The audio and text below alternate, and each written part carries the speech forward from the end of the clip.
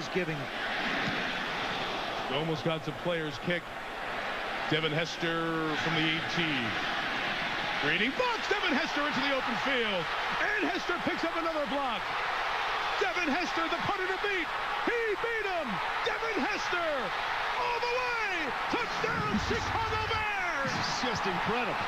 That is exactly what he did in college at Miami to Louisville when they had a big lead. And the rookie does it again, 82 yards. Absolutely incredible. They've scored no points on their own offense. Their offense has been nothing horrible. on their offense. They have 2 scores on defensive plays and a score on a punt return. And we talked about the Chicago Bears as a football team. And what you're seeing tonight, the first 5 games, their offense has carried them and done an excellent job.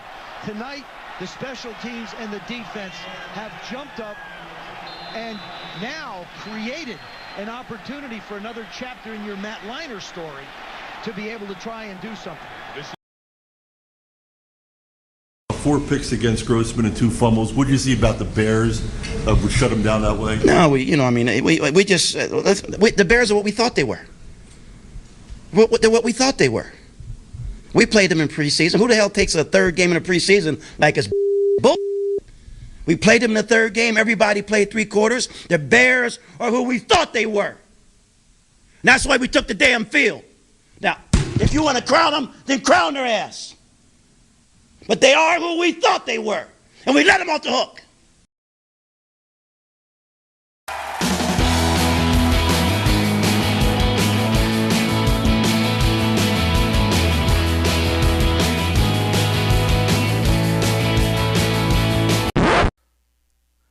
Welcome back to another exciting edition of the Pointless Exercise Podcast. It's time to remember this crap about the Chicago Bears. This week, remembering crap about the Bears and the Chicago, St. Louis, Phoenix, Arizona Cardinals. With me, as always, is Mike Donahue. Mike, how are you?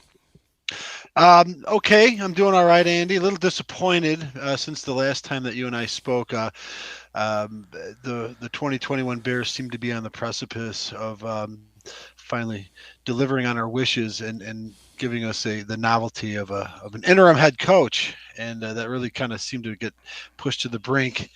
And I felt like that was something that we had maybe almost talked into existence just because in the last 2 years of doing this and because of how the 2021 Bears have played, combined with the fact that we keep discussing the Lions, who seem to have really cornered the market on such a novelty. I mean, it would have been fitting. George could have gone and asked the Ford family, how does this work?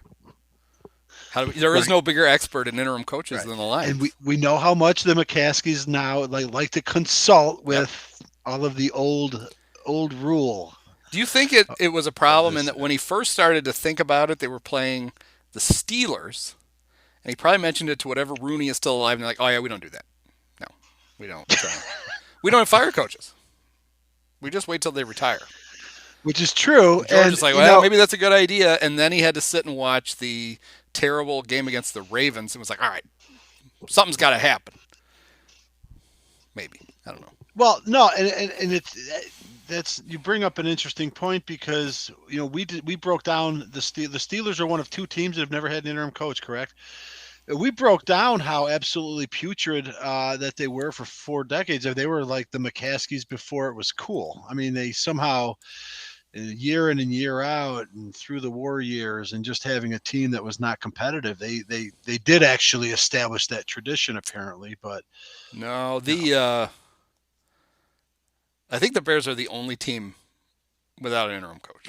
No, okay. The Steelers had 2 coaches in 1941. Future commissioner of the AFL, Burt Bell? Yeah, yes. And Aldo Dinelli. Maybe they were just sharing because they combined to go 0-7. So that's pretty good. And Walt Kiesling. They had 3 coaches that year. Could have been their own college of coaches. I don't know. It might deserve a little deeper dive. But clearly since the war, because that would have been the war. Since 1945, at least. Yes. If you're the coach of the Steelers, you're finishing the season, just like the Bears have done forever. Yeah, in spite of the results. But, So let me get the plugs out of the way real quick. You can subscribe to this podcast at Discipio.com. You can also shop for all of your holiday needs at Discipio.com at the store.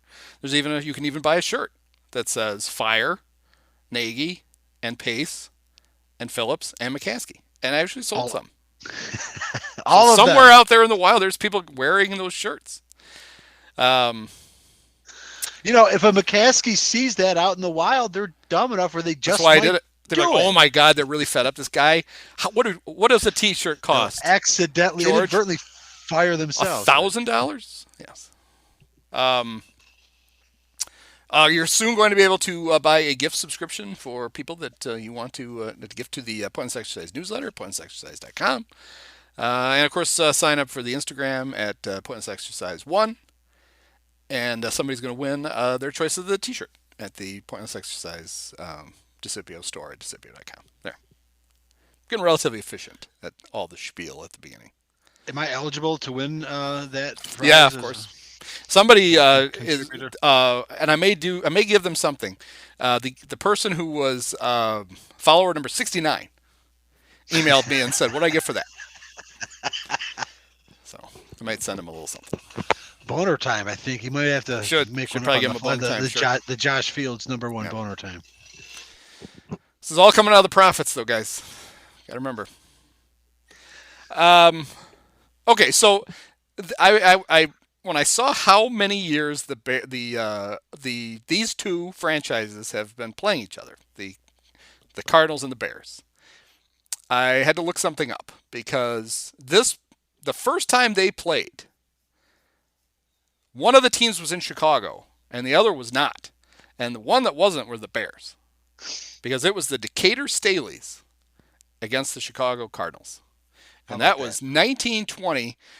And so I pulled up the Bears, the now Bears, schedule from 1920 to see if this is their oldest rivalry. And it only is if these teams no longer exist. I'm not sure, because there's 32 teams in the NFL. I can't keep track of them. So you're going to need to tell me. Are the Moline Universal Tractors still a team? I don't think anymore. Okay. How about the Kewanee Woolworths? Hey, which one of these teams was Jim Thorpe's, by the way? The Rock Island Independents. Are the Rochester Jeffersons somewhere down that list? No. Oh, God, I hope so. The Rockford AC, probably Athletic Club. Okay. They gave the Bears quite a tussle. They only lost to them 29-0. The Champaign Legion. Wait, there was a team in Champaign and a team in Decatur? Wow, football really was a Rust Belt. The Decatur Staleys played 13 games that year, and they only left the state of Illinois for one of them. And they only played teams not based in the state of Illinois. Only 3 of the 13 games. Well, you're right, because Rock Island is, Illinois. Yep. Kewanee is Illinois. Moline is Illinois. Rockford is Illinois. The teams they played, they had to go the Hammond Pros had to drive all the way across the state line. Across the border. And they scored a touchdown against the Bears. The Bears only allowed 3 touchdowns all season. Which was probably 5th in the league or something. Well, they were 10-1-2. They tied twice even. Year. Hammond would have been the team closest to Chicago, interestingly. Then there were the Chicago Tigers. And then the Akron Pros, that was another time, but that was in Decatur, so they didn't have to travel that. They went to Minneapolis. They played the Marines. That's the only and I don't know if they played the United States Marines. It just says Minneapolis Marines. You never know. The Chicago Tigers didn't win a game, did they? Looks like they only existed for the 1 year. Yes, I did happen to stumble across that. Their coach was the great, how do you pronounce that? Guile Falcon, Guil. And there's no college listed with him, right? Let's see where Guile. Because of course there wasn't. This is pro football. It was a rogue world. Yeah. He was born in Evanston. He died in Hollywood, Florida. Okay, well. So the Staleys and the Cardinals, and the Bears and the Cardinals. You can talk all your stuff about the Bears and the Packers, the longest running continuous rivalry. But the Bears' oldest rivals are the teams that are rolling into Chicago this weekend. The Cardinals, who actually owned the city before the Bears. They did. Yeah, We've talked about this before. The reason that the Bears wear navy blue and orange and the Cardinals wear a version of red and white is because the vastly successful NFL at the time, the Bears got used uniforms from George Halas's alma mater, the University of Illinois. Correct. And the Cardinals got theirs the from the University of Chicago. So they were maroon, I'm sure, at the beginning, not red. Yeah, Jay Berwanger, as he was bursting his way to the first ever Heisman Trophy Award in collegiate football history as a member of University of Chicago, was, of course, festooned in maroon, if you will. And that's, of course, back then, that's what they called their teams oftentimes. I mean, Illinois actually, had the Illini, but UFC Maroons, baby. But those are the Cardinal colors. I mean, that's a very fun fact. I didn't even know that until you had kind of unearthed the Cardinals part. We knew that about the Bears and Halas. But yeah, we talked about that before. That they traced their roots to Illinois, and like you said, the Cardinals precede the Bears in Chicago, and then both of those teams subsequently traced their sort of iconography to nearby prestigious universities. So that had football teams. Got their leftovers. That's how low the NFL was. So the 1920, that was the old APFA. So it's not the NFL. The American right? Professional Football Association. The NFL, well, at least the Cardinals started playing the NFL in 1922. Okay. Were the Bears in that other league then too in 1920, or is it possible that was some sort of an interleague game and eventually the Cardinals joined the NFL? Because I always thought the Bears were always in the NFL. But in that the NFL itself dates back to 1920, but happy to stand corrected. The Decatur Staleys were they didn't win the APFA the first year at 10-1-2 because the Akron Pros were 8-0-3. They didn't lose a game. Yeah, but they got tied twice. 8-0-3, and what were the Staleys? 10-1-2. Hey, they played more games. Won 2 more games. The Staleys did win the APFA the next year, and then everybody moved on to the NFL. Yeah, there's some story there. Someone like Kyle Morris would probably be able to fill you in. Then 21 Halas kind of got away with sort of grabbing that championship. Legend has it. But so the move of the Staleys to Chicago coincided. So the Chicago Bears never played in the APFA. The Decatur Staleys did. Ah, that's it. Okay. Decatur Staleys did. What about the Chicago Staleys?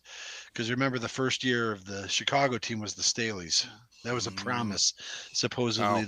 Well, on Pro Football Reference, they still call them the Bears. Oh, then maybe I'm wrong. I don't want to call out. Yeah. By the way, out of curiosity, I looked up the matriarch's birth date. It was January 5th, 1923. So she was not around when the Cardinals and Bears were battling. Yeah. Or the Decatur Staleys, sorry. Yeah, so 1922, the Bears finished second again. Tough break. The Canton Bulldogs went 10-0-2. The Bears were 9-3. Legends. Then the Cardinals. Then the Toledo Maroons. Hey, there was a Maroons. The Rock Island Independents made it to the NFL. The Racine Legion. The Dayton Triangles. There's a good one. Again, all these total mid-sized The Green Bay Packers. Boo. The Buffalo All-Americans, the Akron Pros, the Milwaukee Badgers, the Oorang Indians, Louisville Brecks, Minneapolis Marines, Rochester Jeffersons, the Columbus Panhandles, the Hammond Pros, and the Evansville Crimson Giants, who only played 3 games. Now that's a league. One team only playing 3 games. Sorry, guys. Well, let's see. The Pros only played 6. The Rochester Jeffersons only played 5. The Marines only played 5. The Brecks only played 4. It sounds like some of these teams didn't make payroll and probably were dissolved. Again, some very gritty days in the 1920s in professional football. I don't know where the so the Oorang Indians played in Marion, Ohio, and their coach was Jim Thorpe. I knew there was a Jim Thorpe connection in there somewhere. You know that when George Halas, apropos of nothing, but George Halas at one time owned an NFL record that was broken in 1970 something by Jack Tatum, and it was the longest fumble recovery for a touchdown, which I think Halas's record was like 93, and I think Tatum broke it with like 104. Tatum, that crazy mother, like picked it up 4 yards deep in an end zone, a fumble, and somehow managed to go the length of the field. But I remember reading Halas's account in a Bears history book that I had, and it was like he was like constantly trying to zigzag, looking over his shoulder for the crazy athletic Jim Thorpe that was apparently on the field when that happened. So glad I unearthed that anecdote. So Sunday will be the 92nd meeting between the two teams. Yeah, the Bears Packers have, of course, passed this. So yeah, like you said, the Cardinals thing predates the Bears Packers, but they were in the same conference all those years that they're in Chicago. At some point, I think the Cardinals moved out, but obviously they haven't been a division rival in at least 50 years. Yeah, right. That's still a lot. So they shared Chicago until 1960, right? That's when the Cardinals went off to St. Louis. Yep. And they were a pretty forlorn franchise at that point, for sure. The Bears held the Bears owned Chicago in the 30s, the 40s, the 50s. Few teams could have been as irrelevant as the Cardinals back then, except for 47 and 48. They're only two postseason appearances between 33 and 60. I use 33 as the beginning of the championship year, not this crazy, sort of, vote by like whatever the undeclared champion was with these 32 teams and Indian tribes playing ball, like 30 from 33 on.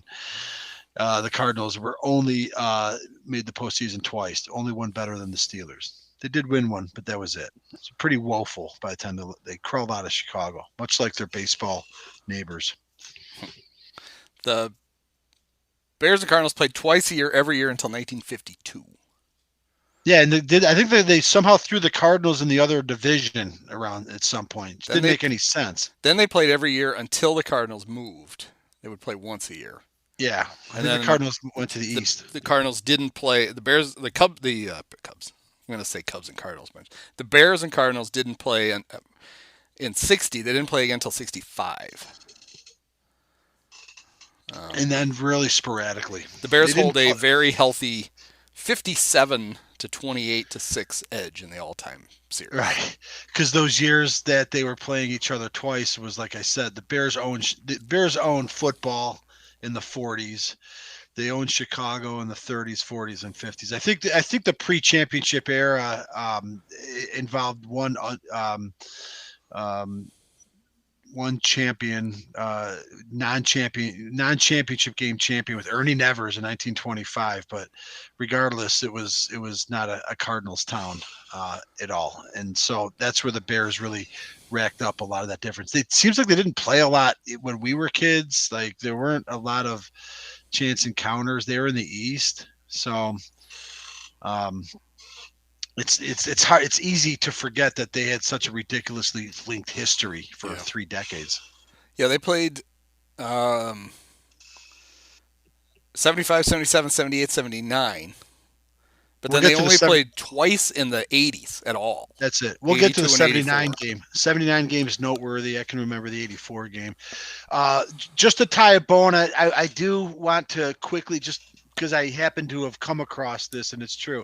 In those 2 championship seasons that I referred to with the Cardinals, 47 and 48, they kind of fucked up the Bears season that year while they themselves sort of came out of nowhere and won it. So, it was a Bears town, and then the Cardinals, I think they knocked out the Bears in the last week of the season and then won the championship. And then they did it again in 48. And then just the only personal anecdote was that the Cardinals were not very good, but in 55, my dad tells this story. I just want to get it out there because, it's anecdotal and it's been passed down, and it kind of, weaves itself into the fabric of all of these things that we discussed. But my dad got out of the Army in 55. He was 22 years old.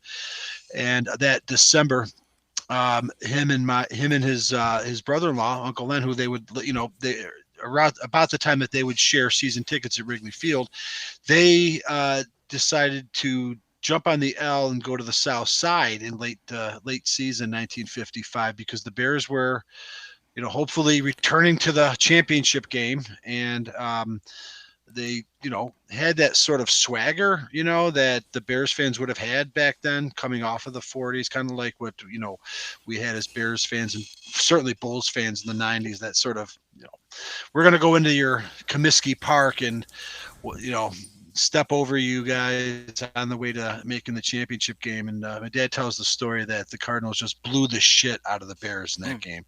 He doesn't share any stories about them getting pelted with snowballs like Saints fans did in Chicago 1990, but he did say that because they were true to their form, they would not leave the game until it was over. So it was quite a bitter pill to swallow, one that he would eat 50 some odd years later. But that's all I got about the Chicago Cardinals. We can move on to the things that we remember. So they played at Comiskey till 58. Do you know where they played in 1959? They didn't go up to Wrigley Field. They did not.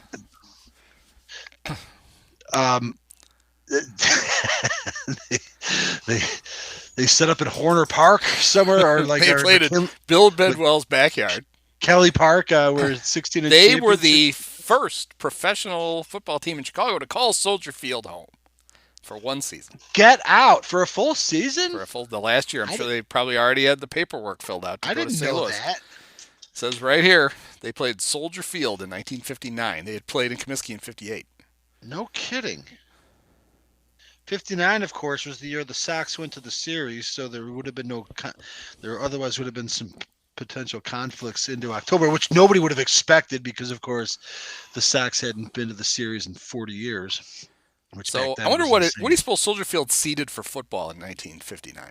I'm going to guess over 110,000. I'm going to say it's definitely over 100,000. For the opener, a 49-21 victory over the then Washington Redskins. The Cardinals drew a cool 32,000, which I'm sure was padded. Let's see how they did in their last home game, that was against the Bears. Well, let's see how they did. Let's see how the Bears 48,687 for the Bears heading across town. Yeah, well, because the Bears, their last non-Bear home game was against the Giants, and they drew 26,000. Probably a good time to get out of the city. Well, yeah, and trying to demonstrate that, yes, let's build us a new stadium. We can fill out this cavern 25%. Yeah, that's pretty astonishing. So, it's funny that, Andy, that this particular season, we've covered like teams like the Browns. Of course, we're going to do the Lions every year. Getting into the Cardinals just now. I pointed out that the Steelers actually have a very lengthy period of crap, even though it's few people remember it. But if you look at this history that we sort of kind of synopsized as quickly as we could before we could move on to modern times, in the 100, let's just say in that 100 and go to 1930, just go to the 90 plus year of pro football when these three teams were extant, or these two teams or three teams being the Steelers, the Lions, and the Cardinals. And I pointed out before we did the Steelers, it's funny to think about that for the first 40 years, the Steelers were absolutely unquestionably the worst franchise in the NFL. And then for like the 60 some odd years since, it's unquestionably the Lions.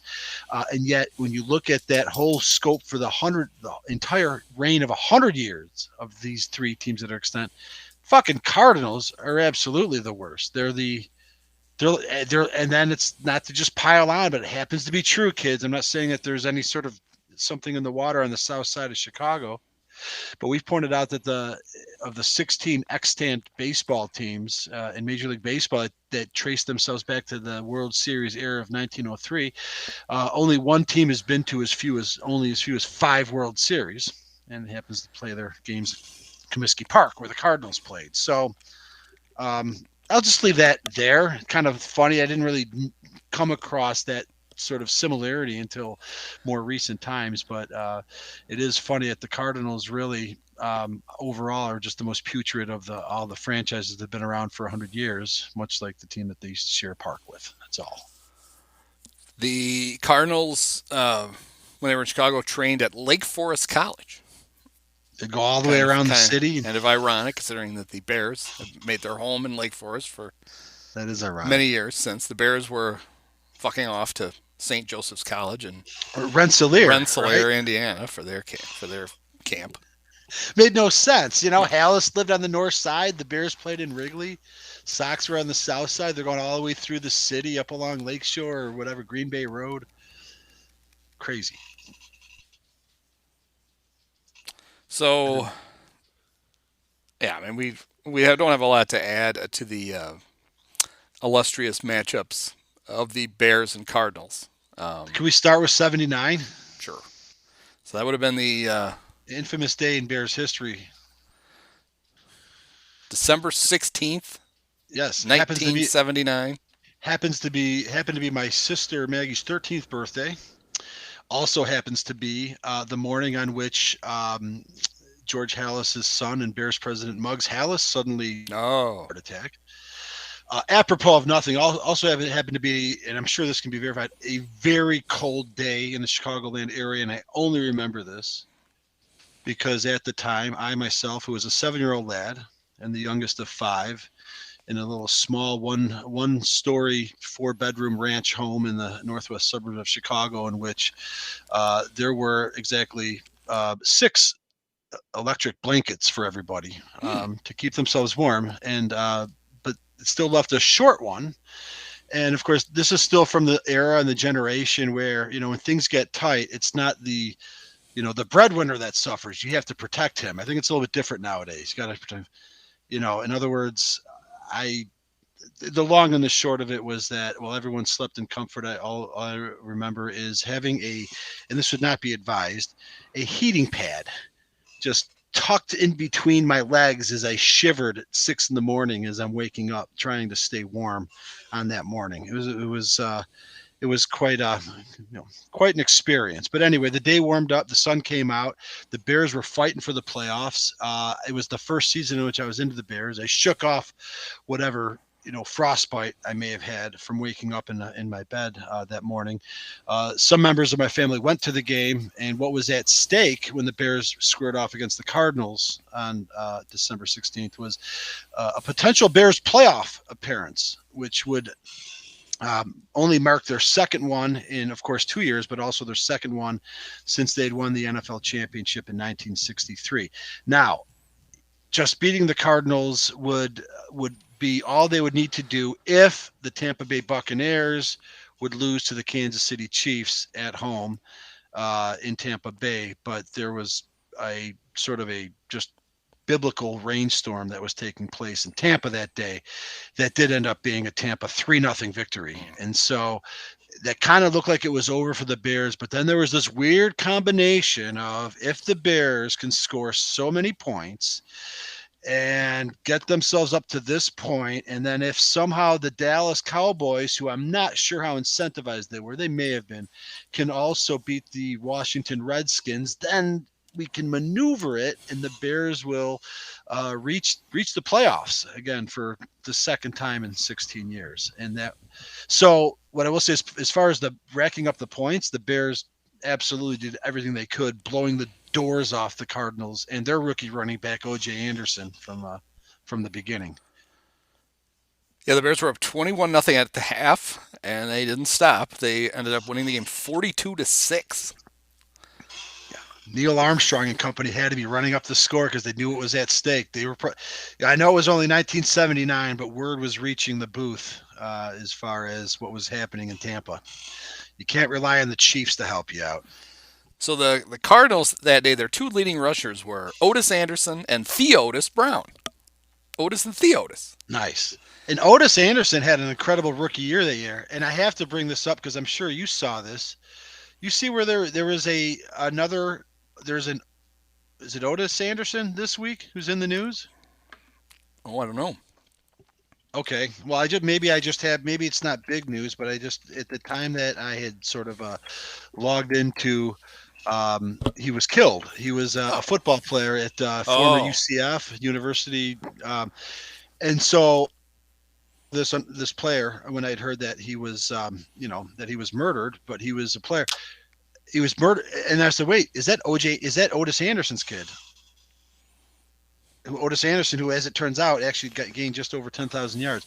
Turns out it wasn't, but his father's name was Otis Anderson. With two T's? Or just one? No, because that was the Otis Anderson is two T's. Cardinals. Yeah, you're right. All right, never mind. I should have caught that. I should have caught that right away because I knew that. I knew that Otis Anderson had two T's. But he had a huge rookie year that year. I think he had I just happened to look it up the other day, 1,600 yards. Cardinals weren't playing for anything that game, I don't believe. I'm pretty sure. Ricky Watts, who was a rookie, returned a punt, I think. It was 83 yards.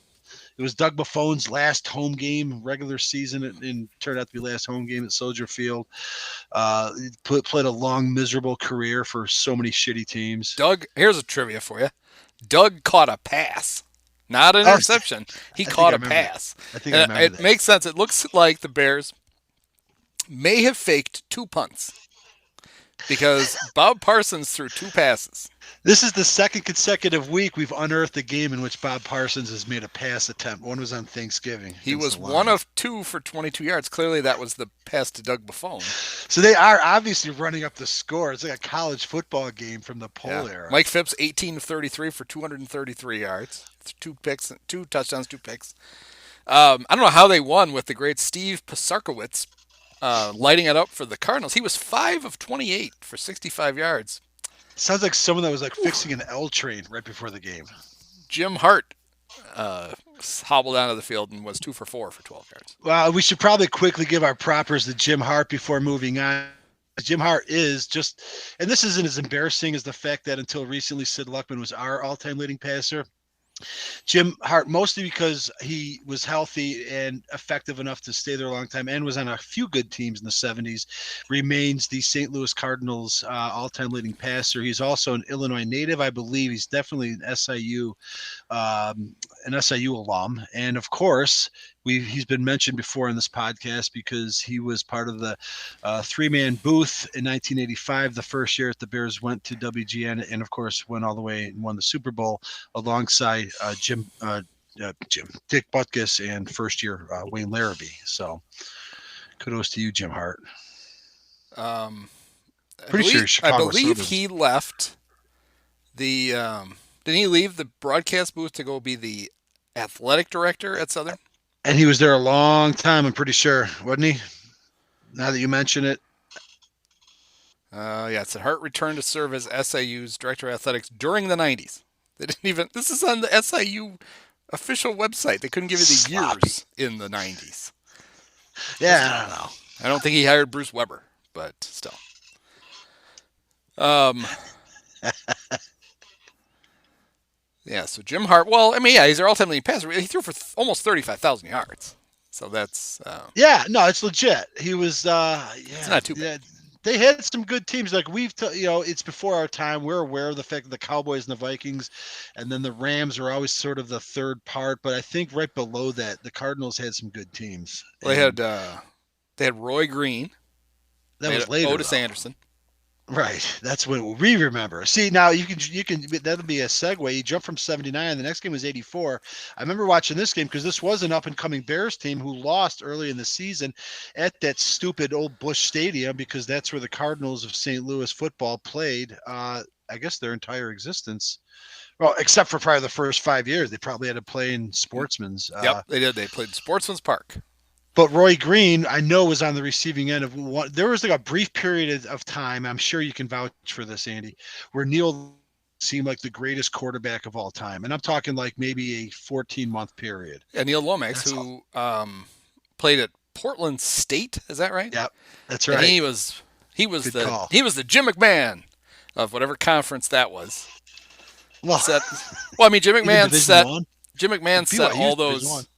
Right. But all those records. BYU's Division I still. Is Portland State in right? Division But I? Neil Lomax was slinging it, is what I was trying to say, up at Portland State. I got you. No, I got you. Yeah. He may have played. Oh God, this is a rabbit hole. I believe at Portland State, he may have played for the great Mouse Davis. Not Jerry Didn't. No, never mind.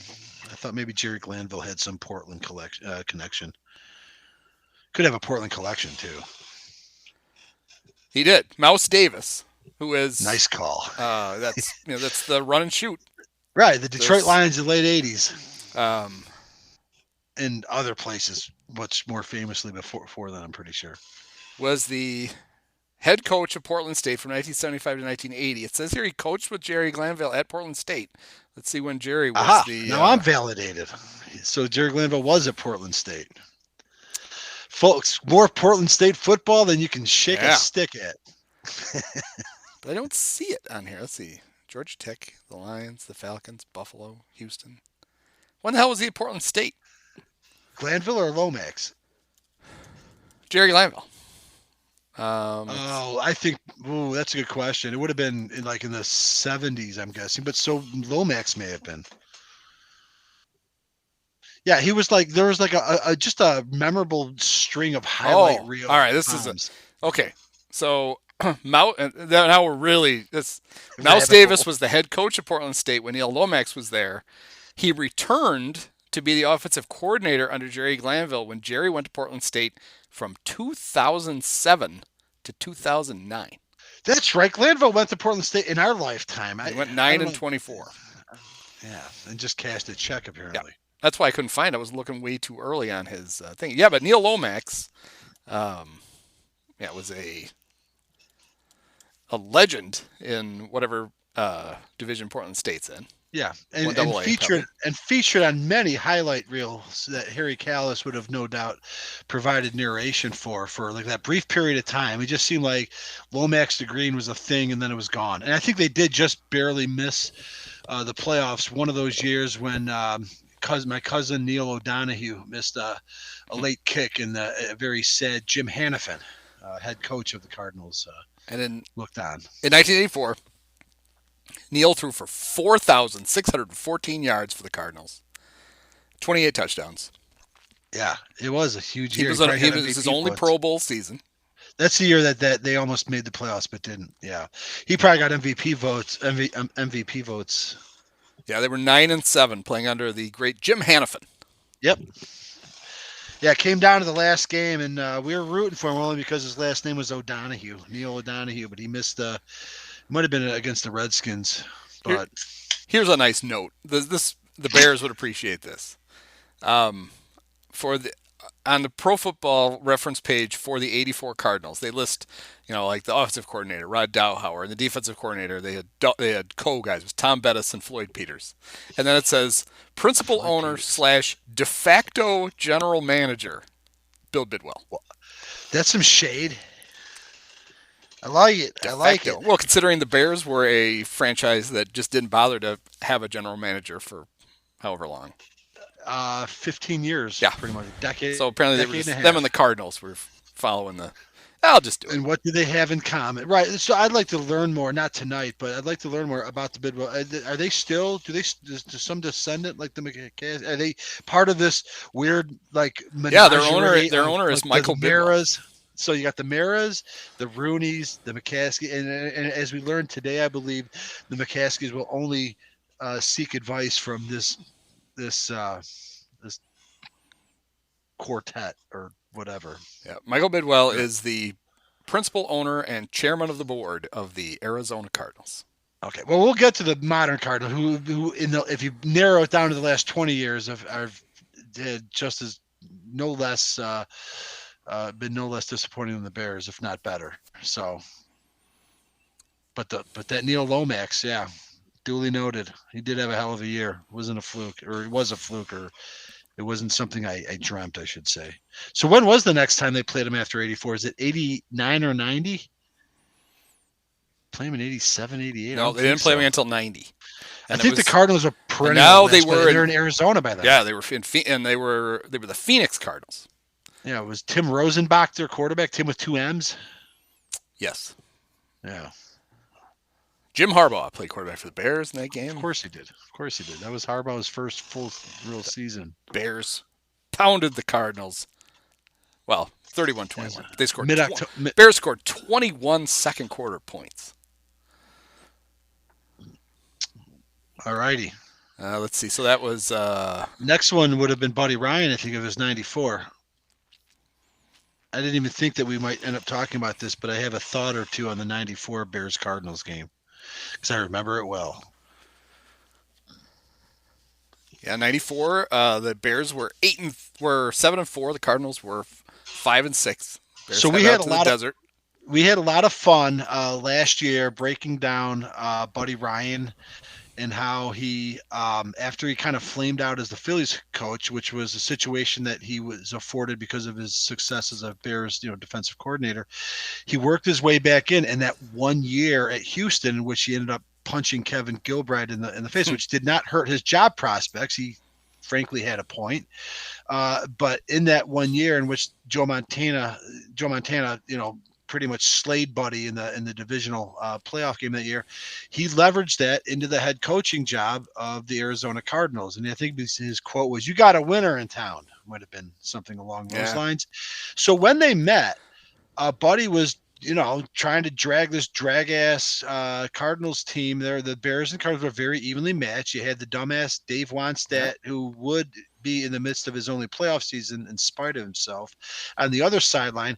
And I'm just going to – you probably can't look this up. I just remember Kevin Butler actually did something good, I think, in this game by kicking a winning field goal. But I want to say Jeff Graham – you can't look this up for sure unless you found video – just made some ridiculous catches off of the arm of Steve Walsh with a clutch late in the game. It was a tight, close game, and poor old Buddy was on the losing end of it. So, well, I would guess Jeff Graham caught 8 passes for 154 yards in the game. No other Bear gained more than 16 yards in receptions, but Jeff Graham had 154. It's all Graham. Other Bears to catch passes were the immortal Greg McMurtry, Raymond Harris, Ryan Wetnight, and Keith Jennings. Where the fuck was Conway? Of course, probably hurt or whatever. Jesus, Walsh was the accidental quarterback that year. And the Bears had a 16-6 lead going into the fourth quarter, but Walsh threw an interception to Keith McCants that got returned for a touchdown, and then Greg Davis tied the game with 58 seconds to go, and then in overtime, Kevin Butler won it with a 27-yard field goal. And the Bears went home winners 19-16. There might have been like a bad misplay or something. Somebody like John Dooley or TJ might pitch in if there is. But I want to say like Buddy did something maybe that didn't help. But I kind of felt bad for Buddy. Not that I wasn't thrilled. The Bears, even though in retrospect would hate Wannstedt, but it was like I think it was all downhill there from Buddy. That was his first year. He was there another year, and then. Buddy made a good living in football. I'm not going to shed any tears for him, but that was kind of the end of Buddy ultimately that game. So the next time they played looked like a lot of fun. That was in October of 1998, where the 1-4 Bears went out to play the 2-3 Cardinals. And just looking at the highlights, this seemed like a lot of fun.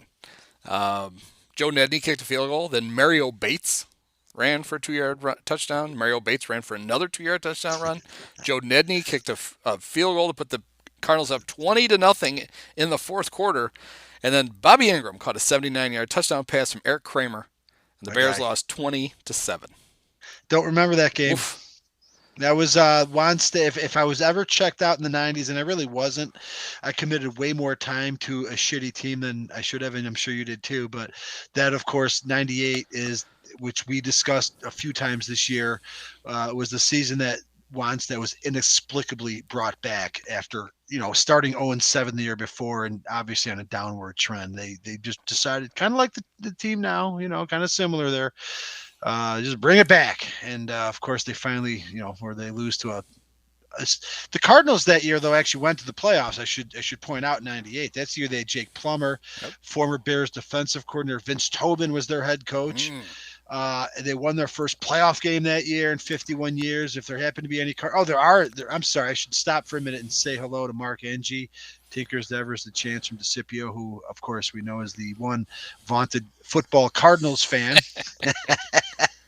Genuinely, so sorry I forgot to get to that reference, Mark. But yeah, there you have it. In '98, they to give them their due.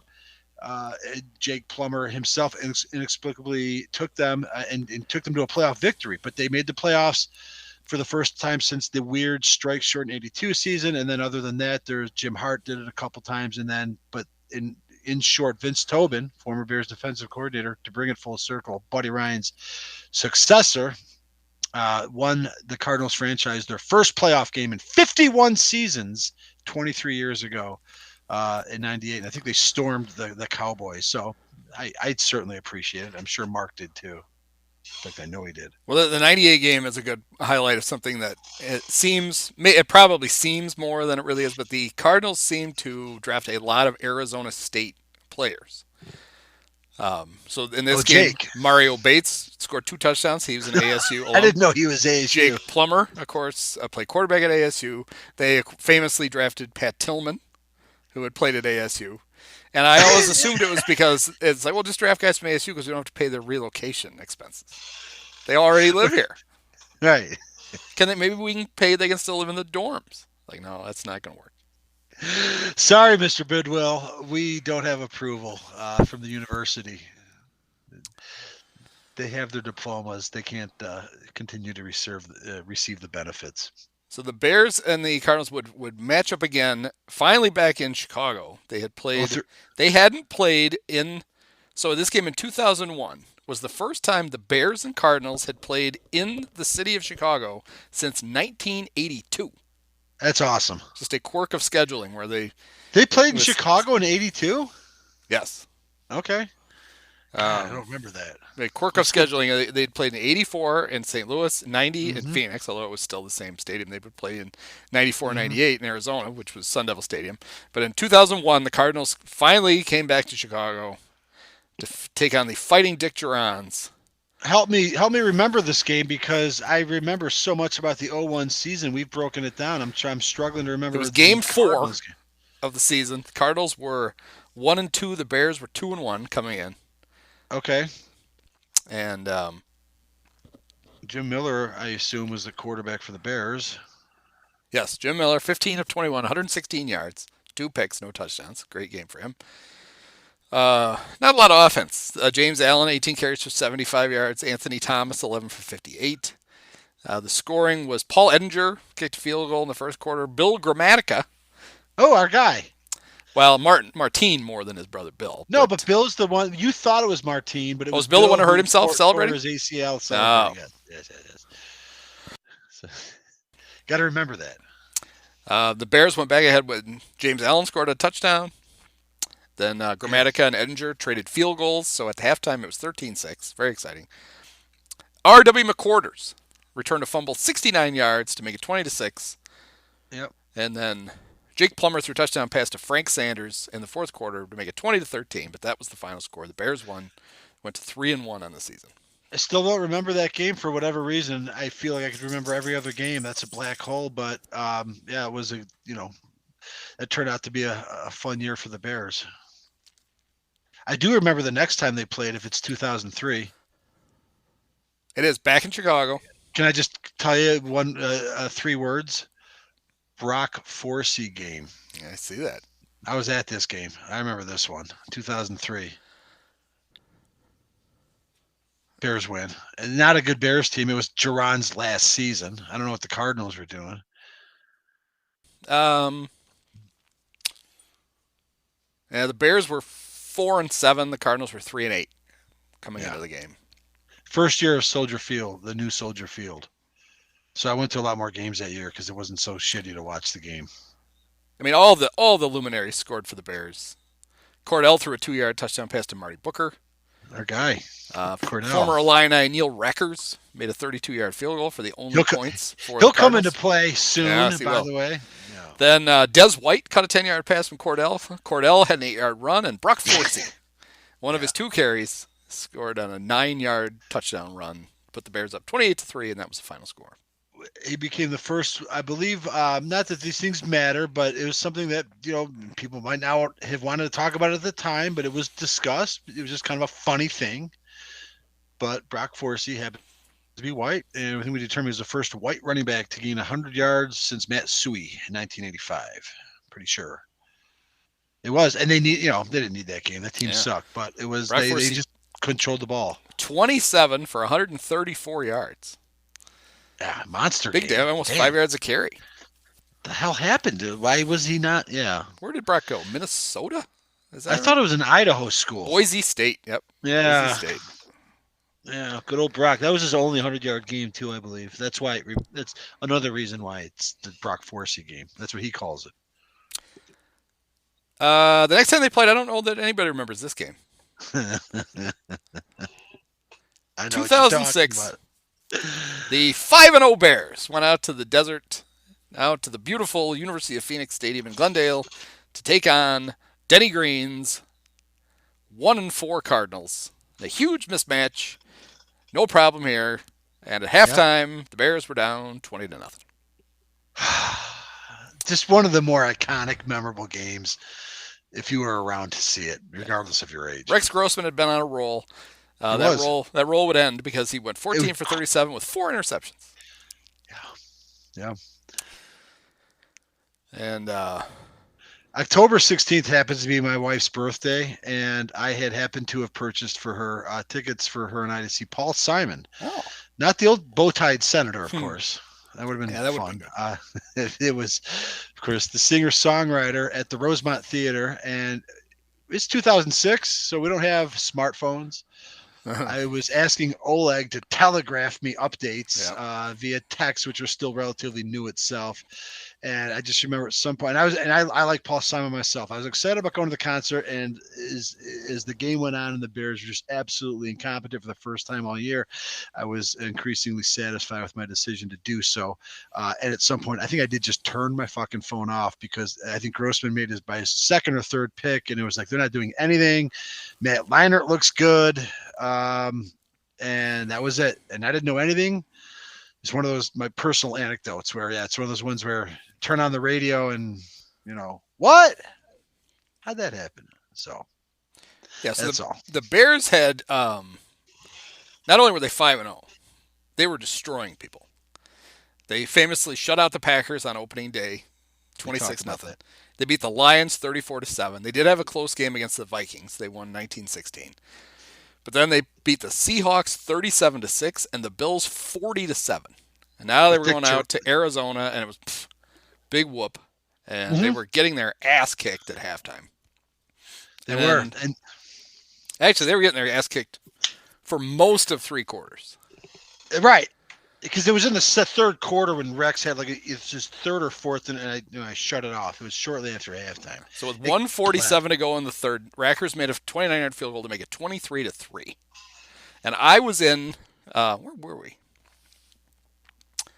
I was at a conference somewhere, and had watched the first half in the hotel bar with one of my friends I was at the conference with, and I was all excited. I'm going to watch the Bears whoop up on the Cardinals and Monday Night Football and go 6-0. It feels like 85, baby. Halftime, I said, all right, fuck this. I'm going upstairs. So I watched the rest of the game in my room by myself.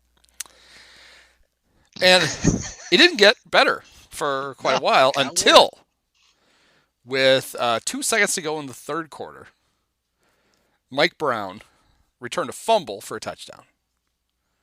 Let's see, who fumbled? I don't remember. Edgerrin, no? Sounds right. Yeah, I know the Edge contributed. No, Matt Leinart. Remember Mark Anderson when nobody could block him for the first half of the season? He sacked Leinart. Leinart fumbled.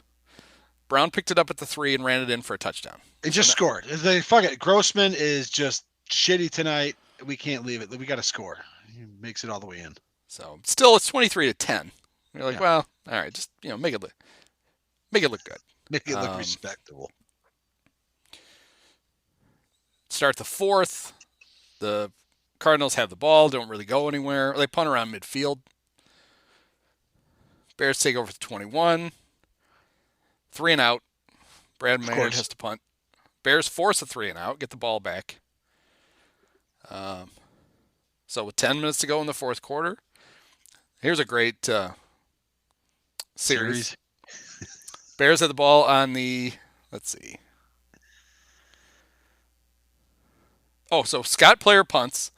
Devin runs it back 20 yards. There's also a penalty on Bert Berry, former Notre Damer, Bertrand Berry. So the Bears had the ball at the Cardinal 38. And here's what happens after that. Rex Grossman, incomplete. Thomas Jones runs for 11 yards. Rex, incomplete. Rex, incomplete. Rex, incomplete. 4th and 10. Rex, incomplete. I think that's the... Originally intercepted by Darnell Dockett. The Bears challenge 1, turned into an incomplete pass. So the Bears just hand the ball over on the Cardinal 26-yard line. And we're already in the fourth quarter? Even though there's only 9:25 to go. But it's after the Brown touchdown, but it's still, okay. Yeah, still 23-10. It's actually a couple possessions. So the Bears get deep in Arizona territory, don't score a point. Because Lovey's like, fuck it, we need 2 touchdowns. We don't need a field goal. Bears force another 3 and out. And the Bears take over on their own 29. Another great series. Rex throws complete for 9 yards, but then there's a false start on Roberto Garza.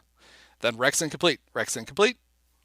Oh, short. No, Rex complete for first down. Then Rex incomplete. Another false start by Roberto Garza. Rex is intercepted by Robert Griffith. Yeah. Now there's only 5:53 to go. The Bears are screwed.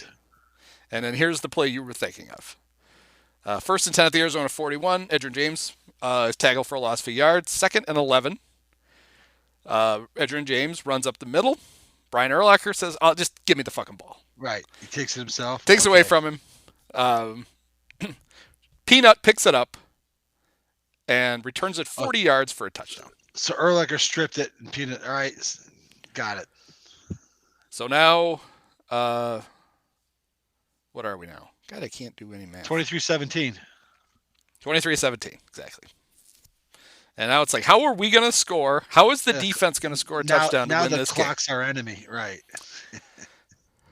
So there's 5:11 to go when Peanut scores the touchdown. So Lovey, they just kick off. Yeah. Sound decision with your defense making the plenty Cardinals of time. punt. 5 minutes is actually plenty, yeah. Especially when the defense is playing, just stopping them, let alone turnovers. Cardinals end up with a 3rd and 12 on their own 33, and Matt Leinart throws an incomplete pass. Scott Player trots out, and he's got a punt with 3:17 to go. He kicks it 50 yards. Devin Hester scoots under it at the 17, returns it 83 yards for a touchdown. Bears have the fucking lead. Just so that's the thing. It's not just a crazy comeback. It was done. They started late. And then they did it astonishingly quickly. Yeah, they did it quickly, and they didn't with do it no on help offense. from their offense at all. The only decent drive the offense had, they you didn't score any points. If you could chart all this peculiarity, it's got to stand out as just the weirdest comeback. So now you're like, all right, well, no problem here. Bears kicking their ass. But I'm just going to add that this is when I got in the car, turned my phone back on, and all I saw was a text from Ola going, "Holy shit!" I'm like, "What?" And that.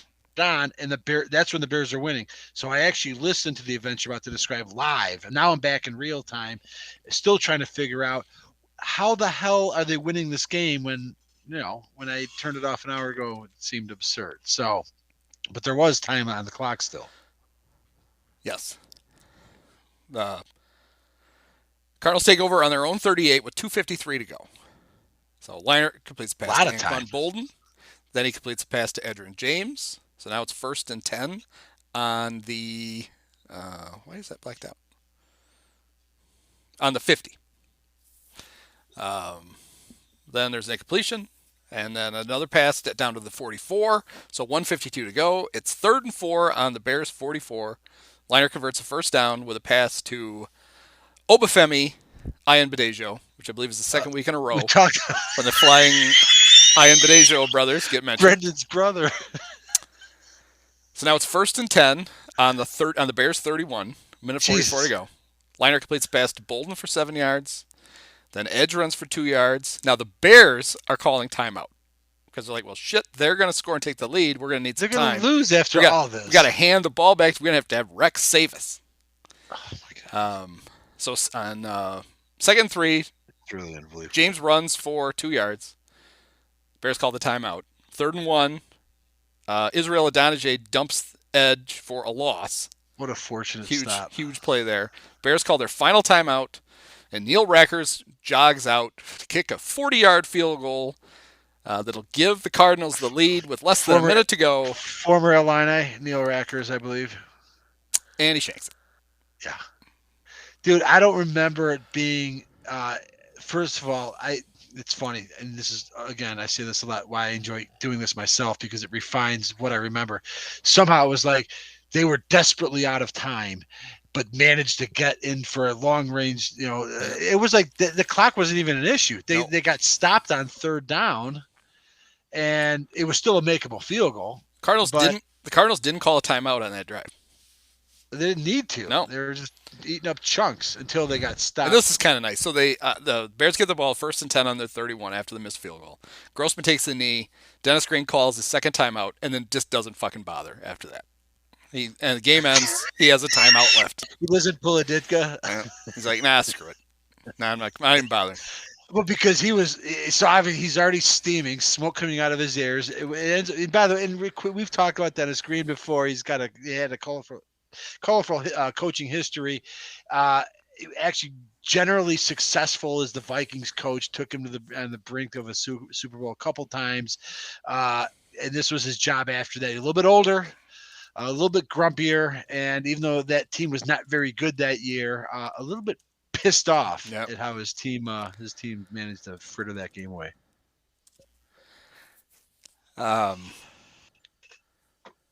Yeah, the big deal he made in the post game when he did the Bears are who we thought they were. You want to crown their ass, was that they had played in the preseason, the 3rd preseason game, and the Cardinals had played really well in Dennis's estimation, and so they knew they could beat the Bears, and so he wasn't surprised they were kicking the Bears' ass for most of the game.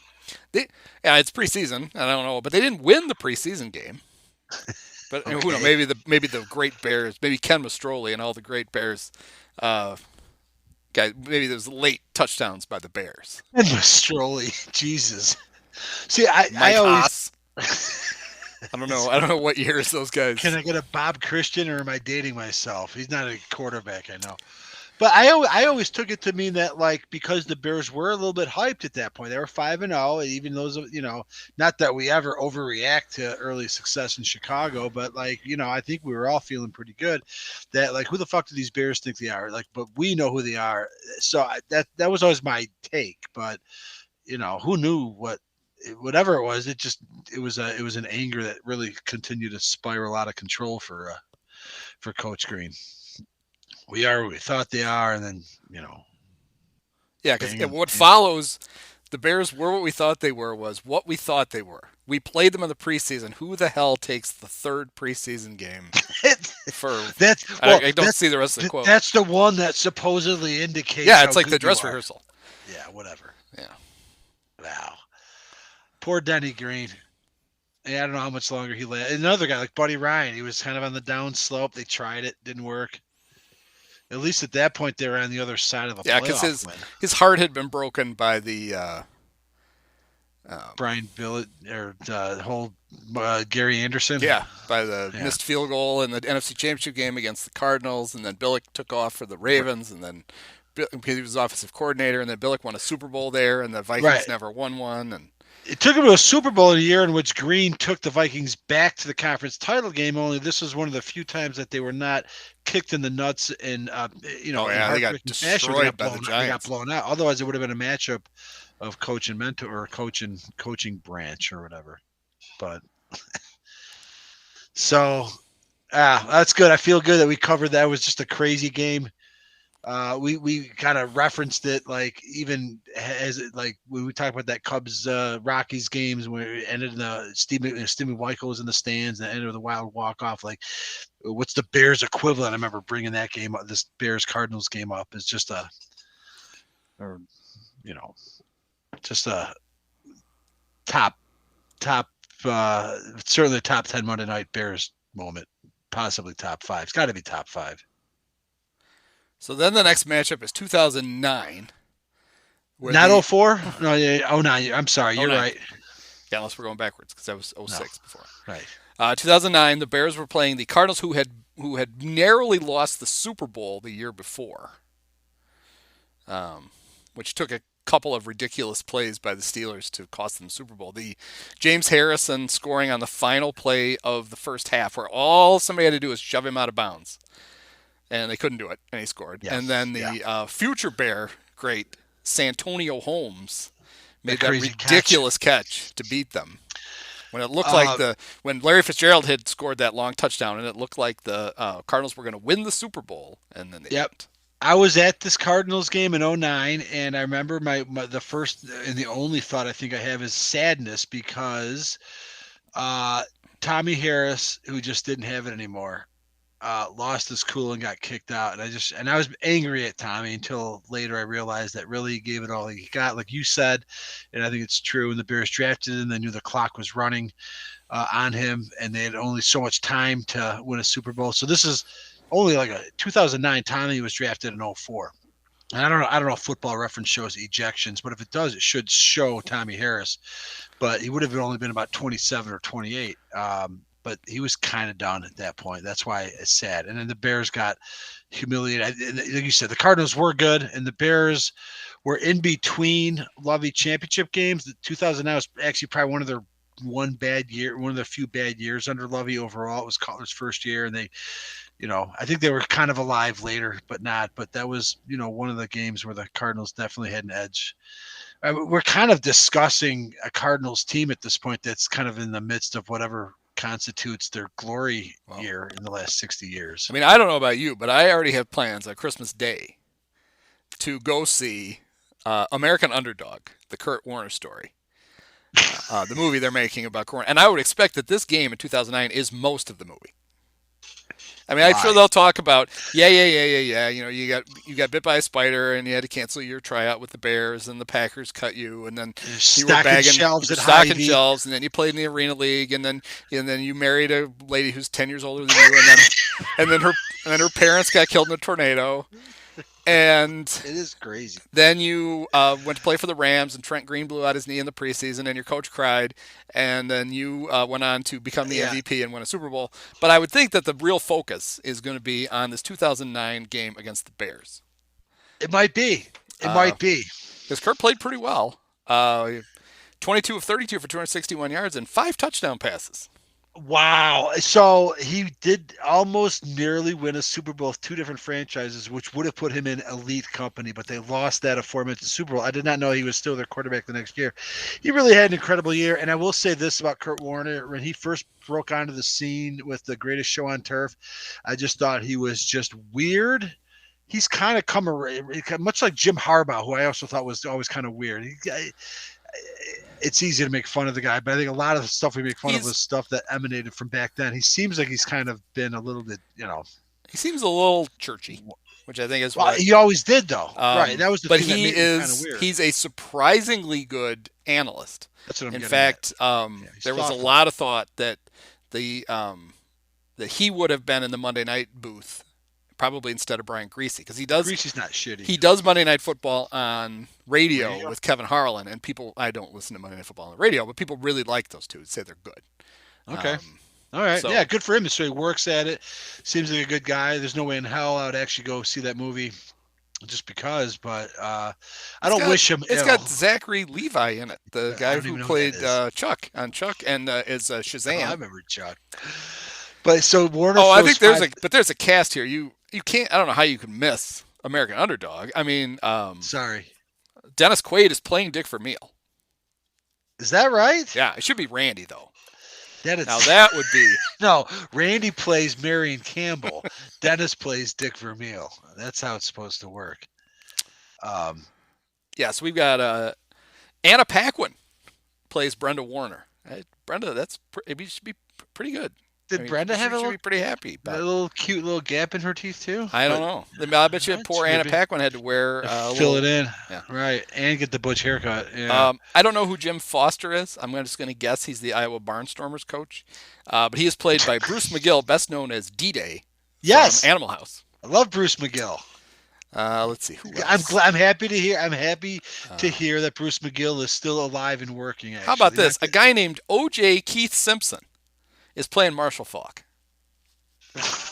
I'm sure his agent's like, why not? Oh, here's a mistake. Now, of course, Kurt Warner went to the University of Northern Iowa. Correct. Barnstormers. On the thing, they have a guy named Wayne Garner, and he is credited as playing NIU staff. No. That would be UNI staff. Correct. Yeah. Kurt There's Warner a didn't go to difference. Northern Illinois University. He went to the Northern University Iowa of and Northern Iowa. off the record, you and I talked about the Incontinent Conference, which was officially known as the Mid-Continent Conference. Yes. But UNI and NIU were in that conference together because that was the team that the NIU beat in the Incontinent semifinals in '91 when Donald Whiteside went baseline to baseline, hit a three. So, well, not baseline to baseline, but end to end, hit a three. So Put us in the tournament. the other famous actor is playing a character named Terry Allen. Running back for the Vikings, Terry. Yeah, Allen. probably not, because the actor is Adam Baldwin, who played Private Pyle in Full Metal Jacket. No, Adam Baldwin, right? Also in My Bodyguard, I believe, from a few years earlier. Right? No. Oh no, that's Wait. not right. He played Animal. Vincent D'Onofrio played Private Pyle. I knew he was Vincent I knew he was in D'Onofrio Full Metal played- Jacket. Yeah, Vincent That's D'Onofrio. But yeah, so I don't think Adam Baldwin. He's not one of the Baldwin brothers. Correct. Although, yeah, and he's. I mean, also I'm sure he's a Baldwin brother, but he's not one of those Baldwin. Correct. brothers. No, he's not. And there may be an Adam Baldwin who's a brother of Billy and Alec, but this one, no. And very. And he had a recurring role in Chuck, which Zachary Levi started. So it's the Chuck episode. Yeah, they're a package deal. You got to take them both. Yeah. I don't know who that Terry Allen is. Is that the Terry Allen who used to coach at Indiana University? Maybe he was the UNI coach.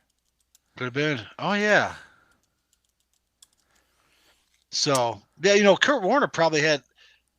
Because I think about it, I think he had like a bunch. The Bears played the Rams in that '99 season. Oh, when it the was. Rams blew up. It was. Terry Allen was the coach at the University of Northern Iowa, and then he went on to coach at Kansas. Okay. Thanklessly Before or after coached Charlie Kansas. Weiss? Okay. Before. Would have been before. But, Warner, I know that Rams team that blew up on the scene and won the Super Bowl with Vermeil and Martz, they played a woeful Bears team late that year.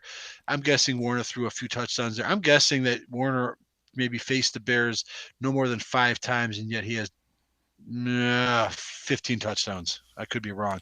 I brought him up last week, too, because I happen to remember that he was the Giants quarterback in one of the 3 Craig Krenzel starts that, Warner obviously lost. So he didn't always dominate the Bears, but when he did it from a good team.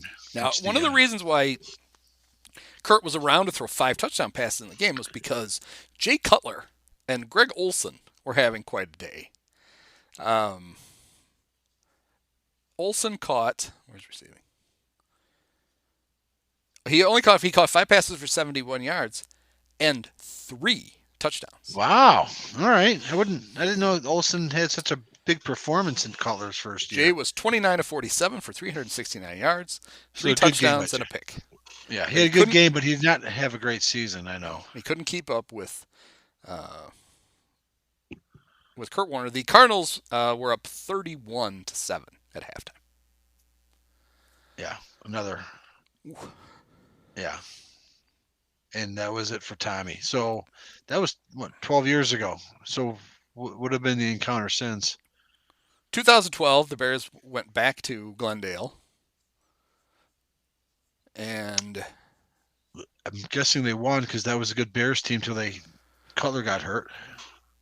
They did. This was game 15. The Bears won to go 9-6. Oh. Okay. And Jay was back. Was this the year he broke his thumb? Or was this a concussion year? 2011 was when he broke his thumb. 2012 was when they realized, well, if he breaks his thumb again, at least now we have Jason Campbell. Oh, yeah. Good. So it was Haney in 11, Campbell in 12. He did come back in 12. But I think it was a little bit tougher. They didn't have such an easy road as they did in 2011 is really tragic how they fell off. 2012, it was still, oh, shit. But 2011 is when he broke his thumb. But he was hurt in both seasons. as he was in 13, but at least we had Trestman and McCown. Yeah. So in this game in 2012, the Bears won 28-13. They scored 2 defensive touchdowns. Zachary Bowman returned a fumble for a yard. I remember Zach Bowman, number 35. The kicker for the Bears in that game was Olindo Mare. Holy shit, I had blocked out that Olindo Mare. Holy cow, really? Yep. And then I haven't played fantasy football in at least 12 years. Olindo Mare was well, of course this was, not that recently, but still 9 years ago. Yeah. Well, there you go. CBS game analyst Jay Feely was kicking for the Cardinals. He made a field goal. Matt Forte had a touchdown run. Feely kicked another field goal. Brandon Marshall caught a touchdown pass from Jay. Then Peanut returned an interception 10 yards for a touchdown. And the scoring wrapped up when Justin Bethel returned a... who got their punt blocked? Adam Podlesh got his punt blocked. Adam Podlesh. And Justin Bethel is returned 82 yards for a touchdown to wrap up the scoring, but the Bears easily won 28-13. So this is 2012, right? Right? Yes. So this would have been a battle of 2 teams that were about to fire their coaches and then hire coaches and maybe be in the bidding for a particular coach whom the Bears had the upper hand on until they decided he should hold a press conference. Right? Fake press conference? That's not Bruce Arians? No, that was before. This would have been Lovey gets fired and then they hire Trestman, right. But didn't they also interview Arians who ended up going to the Cardinals? Oh, yeah. Sorry. I got Dave McGinnis on my brain instead. Oh, we should have a whole episode for that, by the way. Okay. Yes, you're absolutely right. Yep. So these 2 teams are, and it wasn't even like there was like Terry Bradshaw sweepstakes like the Bears and Steelers in '69. It's like the Bears had the upper hand. They could have done the right thing, hired Arians. Well, Bruce thought he had the job. I know. Told his wife. He was all excited. He was ready to coach Jay. This was going to be great. I know. It's such an alternate history, much like Muggs Hallis dying on the morning of December 16th, 70. Not that, again, not that Muggs was anything special, but we're fairly confident that any of his idiot descendants would not be nearly as bad as the ones that ended up being in charge. So Anyway. Yeah, so the 2012 Bears were riding high at 8-3. Just like the year before, man. And then they lost an overtime game to the Seahawks. Yeah, well, that was the game where that was like the Russell Wilson coming of age game. The Bears had him pinned with a 7-point lead. This is when you kind of knew maybe Urlacher or maybe some of these guys were getting a little long in the tooth. Wilson had his 1st and 10 inside his own 5 with like 2 minutes to go, and like just methodically marched them down. That was the beginning of the end of the Lovey era. Yeah, that game. Then they went to Minnesota and lost by a touchdown. Green Bay came in and beat them by 8 points. So now they're 8-6, and they rallied to beat the Cardinals and the Lions the last 2 weeks. They went 10-6, but they did not make the playoffs. So that was a must. I don't remember that Cardinals game. It was obviously a must win. Yep. Just can't recall it. What was the last? Then Lovey got the boot. Detroit. No, right. But what was the last card? Or have they played more than one since? Oh. And again, if it's the John Fox era, they played twice. Yes. John Fox, one of the finest moments of the John Fox era. The Cardinals came in and beat the Bears 48-23.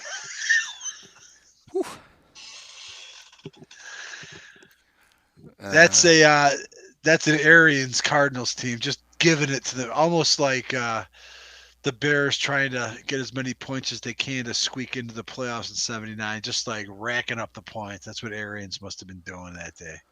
I don't blame them. And McCaskey's should be humiliated at every turn. Now the Bears held Carson Palmer. He only completed 17 passes. 4 of them were touchdowns. What year is this? Still Carson Palmer? Yeah, it's 15. Jimmy Clausen. So this was Jimmy and Jay both played. But Jimmy was 14 of 23. This was the Arians-led team that almost went to this. This was their only other, I think, conference title game in 2015, which means they would have lost to, I guess, Seattle. Would it have been? Well, let's see. Because Carson Palmer almost, I want to say Palmer almost actually years. He'd be Oh, like the Panthers. 35 there. So this would have been That's Cam Newton. Super Bowl 50. Yeah, the L.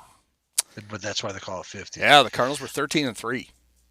That was so Beat the okay. Packers on that. Wasn't that one of the ridiculous Aaron Correct. Rodgers Hail Marys? Correct. Yeah, Correct. Jeff Yeah, Janis with no time left, but then Larry Fitzgerald scored the yes. He had the long catch, and then he caught a 5-yarder to win the game in overtime. I have no animosity towards the Cardinals. I make fun of them for being a Southside team that has been just an emblem of failure. But I have to give them. I have a soft spot in my heart for the fact that even in the Aaron Rodgers Packers era alone, I believe it's both Rodgers, that they have sort of stomped on them, broken their heart, either humiliated them or just broken their heart. So I'll give them that, because they did in 2015, and I think they did again that year they went. I don't know, maybe not the year they went to the Super Bowl, but I mean, they've had more playoff appearances in the last 15 years than they would have had in the previous 50. I mean, they're like I said, they're sort of in their golden era if you just look at the breakdown, but yeah, that 2015 team, that was Arians, almost really brought some finality to it, and obviously they had no struggle with a disinterested John Fox Bears team. Yeah. And the last time these two teams played before Sunday is 2018. The great Matt Nagy. Matt Nagy's one good ugly year. Win. Yeah, this is an ugly win, wasn't it? This is a game that should go down in history. It's just as big a comeback as the one in the desert. The Cardinals were up 14-0 after one, and then the Bears just turned on the offense. Cody Parkey made a 20-yard field goal. There's an aggressive move. A 20-yard field goal. Jordan Howard, 1-yard touchdown run. Then Cody Parkey, a 41-yarder. And then with Parkey won the game. 4.5 minutes to go in the game, Cody Parkey made a 43-yarder, and the Bears won 16-14. Yeah, that's it.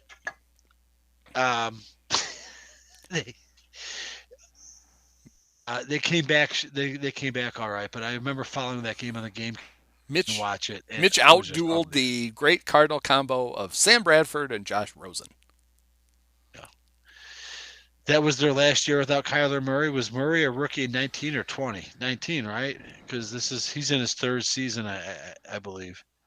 I mean, they're arguing. I mean, we're making fun of their history, and we're pointing out that as bad as it's been for us, it's the worst franchise. It hasn't even been that great for the last 20 years. But as we sit and speak, the 2021 Cardinals are arguably the best team in football. They are 9-2. They would be They would get the only bye in the playoffs if the playoffs started today. Of course, if the playoffs started today, no one would be ready for them because they're not scheduled to start for a while. Right, and the Bears. And yes, it had to be the year before Kyler because the Cardinals picked Josh Rosen number one year, right. and then immediately picked Kyler number one the next year. Yeah, they got Cliff Kingsbury, and Cliff's like, yeah, I'm not. We're drafting the little guy. Pretend you're the Houston Rockets. When you draft Ralph Sampson, you realize as great of a college player as he was, maybe he's soft. Let's get a center again. Kyler Murray, the Marcus Stroman of professional football. Well, I know he was also a baseball player in college, right? Played for the A's. That's right. He was in their system. Was gonna give up football to play baseball until the Cardinals gave him a huge contract. Well, yeah, I don't know if you saw the stat that when Marcus Stroman throws a pitch, if the season ever starts, he will become the shortest Cub ever to pitch in a game. You're kidding. Actually tied though. Do you remember? He's 5'7". Do you know? Daniel Garibay? No. Also a little lefty though of more recent vintage. Casey Coleman listed at 6 foot, which has got to be bullshit. Fucking Christ, you kidding me? But this guy absolutely is 5'7". Pitched for the Cubs a couple of years ago. Most famously pitched for the Royals. Tiny little guy with a beard. Tiny little shit. You got to give it Tim Collins. Oh, I remember him. Yeah, I remember Tim Collins. And do you know who the shortest Cub in history is? There's only one guy shorter than those two who ever played for the Cubs. Is it the guy that we watched or heard our dads talk about? Oh, our dads wouldn't have even seen this guy, but he is a Hall of Famer. with a memorable nickname. Only played 1 year for the Cubs, and incredibly, Wildfire Schulte. no, in the middle of his one season with the Cubs, they made him manager, and then they fired him as manager and kept him on as a shortstop. But then he was gone, and then he continued to have. He didn't have a real good year for the Cubs, and then he continued to have great years for like 4 more years. So it wasn't Joe Tinker. His name is Rabbit Maranville. Rabbit Maranville. Yeah, I know him only because when he was second baseman, when Ryan Sandberg became the all-time leader in fielding percentage for second baseman based on minimum number of chances, it was Rabbit Maranville's record that he broke. So I have heard of Rabbit Maranville. So he played for the Cubs? I thought he was more the 1925. Right, only season he played for the Cubs. That was in the middle of his career. He went on to play. Pretty sure, yeah. He was in the 1914 Boston Braves, actually. Part of the Miracle Braves. And you will appreciate this. He was, it sounds like Rabbit was kind of an asshole. And he basically Don Zimmered himself. He was managing the Cubs, and things weren't going well. And there was a newspaper, I was looking up stuff about short Cubs last night as I was writing the newsletter about Marcus Stroman. Doug DeCenzo wasn't on that list, by the way? All right, go on. Sorry. Or Tony. The other thing I unearthed, Marcus Stroman, the shortest pitcher to hit a home run in the big leagues since 1968. How about that? Would I know who the other guy was? I wrote. You have to read the. You get the newsletter for free. I do. I think you could read it. I know. It was good. I'm sorry. I didn't read today's. Let's see. Rabbit Maranville, yes, was on the 1914 Boston Braves. He played for the Cubs in 25. We had 233. Bad Cubs team. And then he went to Brooklyn, and then to the Cardinals. They suck too. And then he had a career resurgence in his 30s. Actually, it started his last year with the Cardinals in 28, where he had a string of top 15 MVP finishes until he was 41 years old. Then he retired. He came back for 23 more games with the Boston Braves in 35. That's crazy. Yeah, but so in 25, he was the second of 3 Cub managers. And there was a newspaper boy out in front of Ebbets Field who was just yelling out newspaper headlines, as one did.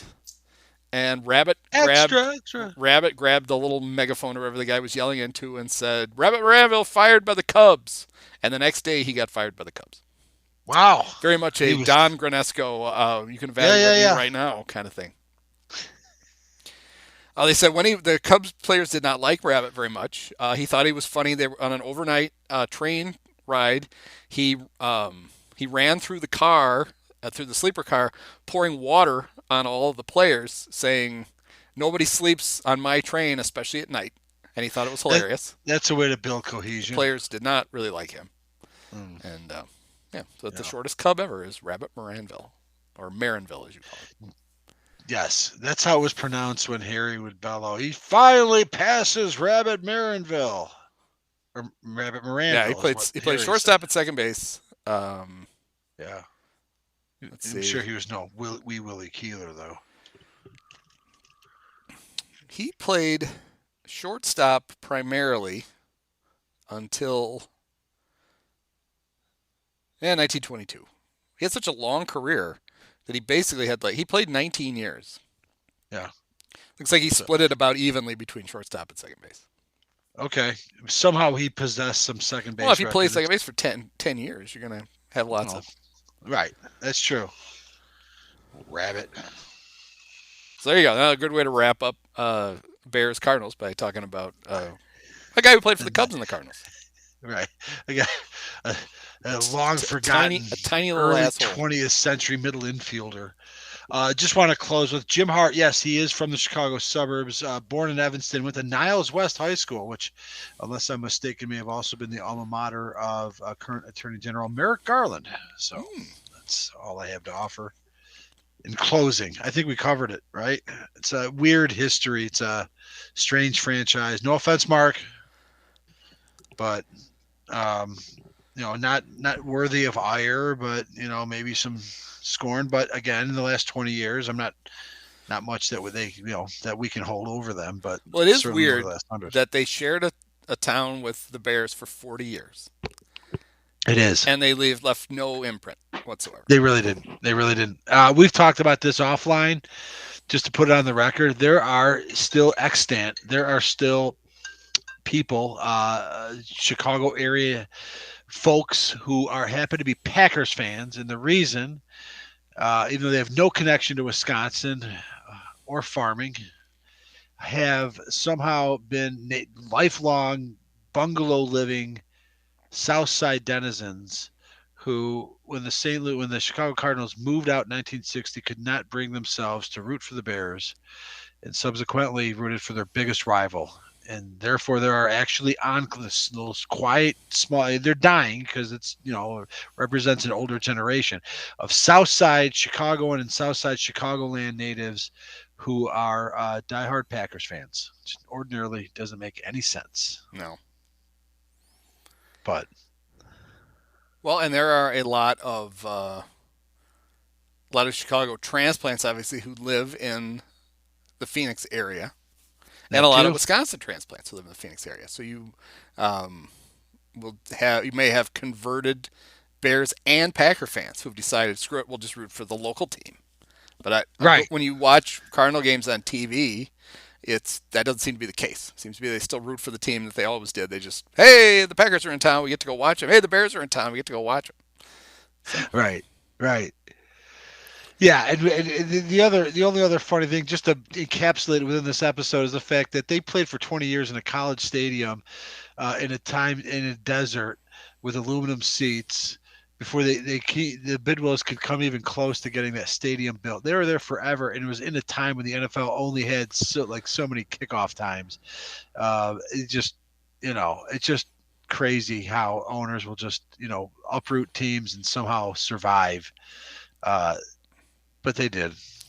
And not only that, they managed to leave St. Louis, and then St. Louis built a dome. Correct. For the Rams. They're the reason that Busch Stadium 2, the one that we grew up with, was a multi-purpose shithole because they had to be able, because the Cardinals were there now. Well, the football Cardinals were there, and they had to set up a stadium that they could swing the seats out and set it up for football. So that's why. And that's Busch Stadium 2, by the way. I thought that was Busch Stadium 1. My bad. They didn't go directly from Sportsman's to. They Busch did. They 1. played. They wasn't Busch 2. Sportsman's eventually became Busch, right? The whole that I think is technically Busch 1. Busch 2 was the big urinal cake, and then Busch 3 was the modern is the boring ass thing that they built. Yeah. Gotcha. So the modern stadium, the cookie cutter that looked like Veterans Stadium and Three Rivers, Riverfront, and Three Rivers. Yeah. It was that way because they had a football and a baseball team, and that's what you did. You made those awful perfectly round stadiums. Yep. Which then the Cardinals, when the football Cardinals left, they claimed they did all this great stuff to make it. And when you watch it on TV, it's like, hey, you have grass now. Well, it's still a big circle.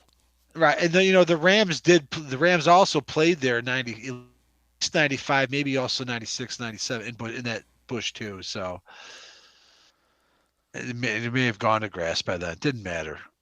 Yeah, it didn't matter. I didn't even think of it until when I looked up the 1960 football Cardinals. It says the stadium they played in was Busch Stadium (Sportsman's Park). Interesting. So that was just a branding effort, because I heard you and Pusateri, for whatever reason, you brought up that story about that Gussie. It was to show how much baseball has changed. Where now you put a corporate logo on everything. He wanted to rename Sportsman. So the story is, I thought it was when they built the new stadium. It wasn't. He wanted to take the stadium that he had acquired, this old ass Sportsman, and rebrand it as Budweiser Field. They wouldn't let him because it was product placement. He instead produces a shittier product than Budweiser, believe it or not, called Busch Beer. Right. And then he famously called the brewmaster and said, if they won't let us name the stadium after the beer, we'll name a beer after the stadium. Yes. No. Yeah, we'll name a beer after the stadium. So then they changed it to Busch Stadium, named it after the family, and then said, and then they actually built their own. We've got a beer called Busch Beer, and you can't make us change. And they basically were using the Wrigley model. Right, the chewing gum. The stadium was supposedly named after the family, not the gum. Yeah. Okay. That was the loophole they were using.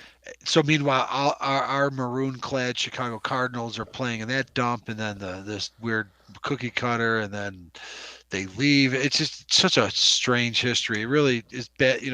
We've said this a lot.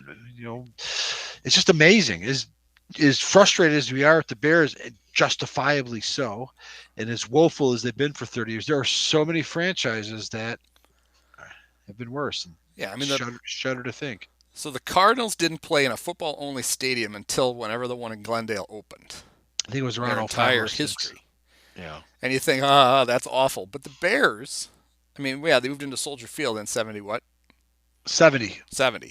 Maybe. And yeah, that was I guess that was a football-only stadium, but it wasn't built for American football, and it was a shithole. So the Bears Stadium didn't get any better until the remodel of New Soldier Field, and then they can't wait to get out of it, which I don't really blame. Right. It's fine. It's a lot better than what they had, but it doesn't hold a candle to modern stadiums. It doesn't already. No. And part of that was due to the fact that they're landlocked. They don't have, they're on the lakefront, and there's not a lot of, the thing that makes these other stadiums, gives them all these amenities. Even if you go to Lambeau has just gotten bigger and bigger and bigger. Yeah. They just keep building around it. The concourses are huge. They have all this. And the reason that it's, I guess, I've never been to an actual football game there. I'll never go to one. But I've been in the stadium.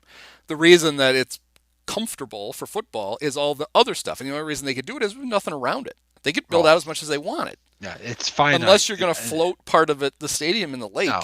It's not just the lake on the east. Or just knock over the field museum. You have rail yards on the west. You can't just develop over those either. So you can't go east or west. Could you move the dinosaur? Because we want to put a club. Yeah, what are you over here? And Virginia's like, me? No, the one your old dog, Sue. I remember being at the dedication to this field museum in 1930, because you would have too. It was dedicated for the World's Fair in 32. So there's old Veg, born in 25. She predates the field museum. It's just, it never ends. She's so old. She will live forever. She's the Keith Richards of the NFL, and we suffer as a result of it. Well, but here, you can hearten yourself with this. When she dies, it'll get worse. It won't get better. There's a reason people don't get mad at her, because she's fine. Yeah. The kids are all idiots. So when she's gone, there's just going to be all that infighting, and it's going to be worse than it is now. We should pray. We should get up and say a rosary for Vag every day that she doesn't die, because things are really going to be a mess when she's gone. Can't wait. We might be as laughable as they might be as laughable as the Bidwells when all is said and done. I mean, they basically are. I mean, they're the Bidwells with, 10 more NFL championships. Right. Yeah, that's all they got. Because they're in the last 40 years. They actually have a blood relative that had some amazing accomplishments, but apparently he also sucked up all of the DNA. So I'll be grateful for that. Yeah. All right. So there you have it. Bears, Cardinals. Other than the Chicago Tigers, who I didn't know existed, the only two professional football teams, NFL teams, to call Chicago home, because I don't want to besmirch the Blitz or the Enforcers or the. Let us not. And Trumaine Johnson, may he always be remembered fondly. Fox is bringing the USFL back, and they're not bringing the Blitz back. Somewhere in the world, George Allen's corpse is spinning. Yeah, I don't know that the Wranglers are coming back either. So both of his franchises might be kaput. Well, at least Marv Levy's still alive.